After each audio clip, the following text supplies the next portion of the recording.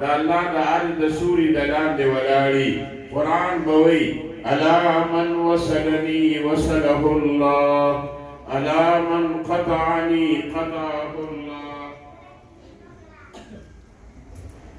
قرآن بوي فرمائی اے اللہ چاز ځان سره پیوس کړي زما تلاوت یې کړی دی زما تلاوت ته وګي خو دی زما درس یې کړی دی زما په درس کې شمولیت کړی دی زما تعلیمات د خپل زندگی معمول ګرځولې دي.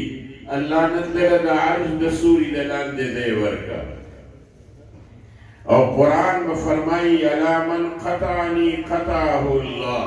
خدای زه چا پرېښودی پسې پشتې ګرځولی نظر انداز کړی وما نه زما تلاوت کړی دی نه زما تلاوت ته وګې ښودی دی نه زما درس کړی دی نه زما درس کې شمولیت کړی دی. الله څنګه زی نظر انداز کړی دله د عرش د سوري د لاندې ځای مه ورکوه. او نبي علیه السلام والسلام فرمایي چې قرآن چا دپاره شفاعت وکړي الله به د قرآن شفاعت خامخا قبلوي.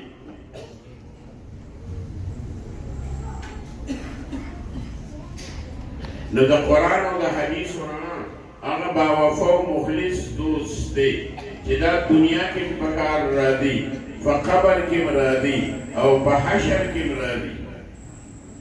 کامیابی خدا د قرآن د وجې نه ده. انسان نه چې الله ترقی ورکړي دا د قرآن د وجې نه. سنسول هجری ده د حضرت عمر فاروق رضی الله تعالی عنہ دور خلافت دی. حضرت ابو عبیدہ ابن جراح رضی اللہ تعالی عنہ بیت المقدس فتح کړ. د بیت المقدس پادریانو ورته وی چې موږ په چابیانې د امیر المؤمنین په لاس کېږدو بل چاله نه ورکوو. حضرت ابو عبیدہ ابن جراح رضی اللہ تعالی عنہ مرکز مدینی منورې سره رابطه وکړه. حضرت عمر فاروق ورته وفرمایل زه په خپله درځم. ځان سره یو غلام واغېسته او ووتل د مدینې منورې د حدودو نه.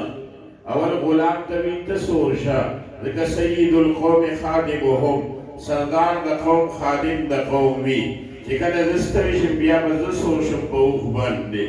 همدې طریقې سره بیت المقدس ته ورسېدل.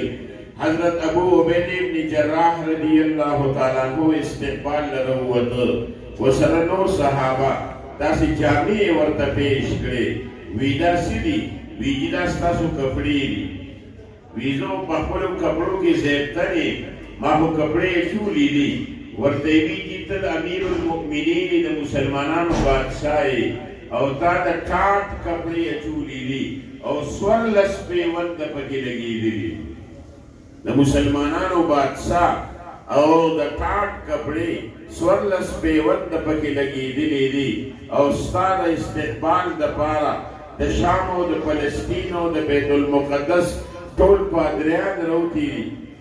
ستا د استقبال دپاره ټول پادریان راوتي دي او قیمتي لباسونو کې ملبوس دي او قیمتي ملغلرې په جامو باندې چړو کړي دي او تا د ټاټ کپړې اغوستي دي او 14 پیونده. حضرت عمر فاروق ورته وی ابو عبیده کاش چې دا خبره سیوا ستا نه بل چا کړې وي. ورته وی الحمدلله الذي اعزني بالاسلام والقران. الله موږ له عزت د اسلام او د قرآن د وجې نه راکړی دی. زه خو هغه عمر ومه چې ما له د اوښانو سرولو طریقه نه راتله. یو ځای کې مې اوښان سرول اوښ رانه روغ شو یا اوښه ما اوږې راوستل پلار سپېړه راکړه. عمر ته به څه کامیاب زندګي بسر کې چې ته عمر چې ته اوښان نشې سرولی ای عمره. نن هغه عمر یې چې ما نه قرآن او اسلام امیر المؤمنین جوړ کړ. یو ځای کې مدینه منوره کې تقریر کو وی زما کور 22 بالښت دی 22 لیش دی زما کورو او نن زما حکومت په 22 لاک مربع میل زما حکومت دی. دا عزت ماله چا راکړ؟ الحمدلله الذي اعزنا بالاسلام والقرآن. دا عزت ماله اسلام او قرآن راکړ. یو عالم تقریر کوي زعا عمر چې مال د وخانو سرولو طریقه نه راتله او کوم غواړم نو د اسمان فرشته دعا باندې خپل ځمکې ته راکوزولی شم زما په خپلې دعا باندې دومره یقین دی چې د اسمان فرشته راکوزولی شم دا عزت ما له چا راکړ الحمدلله الذي اعزنا بالاسلام والقران دا عزت ما له اسلام او قران راکړ نو د قران او د حدیث رڼا هغه عظیمه رڼا ده خو یو انسان د حیوان نه ممتاز دی یو انسان د اشرف المخلوقات په لباس کې ملبوس دی دا د قران د وجې نه ولقد کرمنا بني آدم الله ذوالجلال وی چې ما انسان له تعظیم او تکریم ورکړی دی امام غزالی رحمت الله علیه د دې آیات په ذیل کې لیکي چې دا تعظیم او تکریم د انسان د قران د وجې نه دی ولې که انسان ډیر بهادر شي خو فإن الاسد اشجع منه زمری د انسان نه په قوت کې ډیر زیات دی او خبره د خوراک ښکاک شي فإن الثور اوسع بطنا منه یو غوږ میخه سنډه د انسان نه په خوراک کې زیات دی خو خبره د خواهشاتو شي فإن اصغر الاسافیر اقوى منه في الصفات یو وقوړي چنچنت د انسان نه په خواهشاتو کې زیات دی انسان په قوت او طاقت کې زمری ته نه رسیږي په خوراک کې زناورو ته نه رسیږي خواهشاتو کې اسپور ته نه رسیږي او بیا الله وی ولقد کرمنا بني آدم امام غزالی رحمت الله علیه فرمایي چې دا تعلیم او تکریم دا د قران د وجې نه دی ولې کو قران باندې ایمان نیوي نو دغه انسان ته قران سوی اولئک کالانعام بل هم اضل چې دا د زناورو نه زیات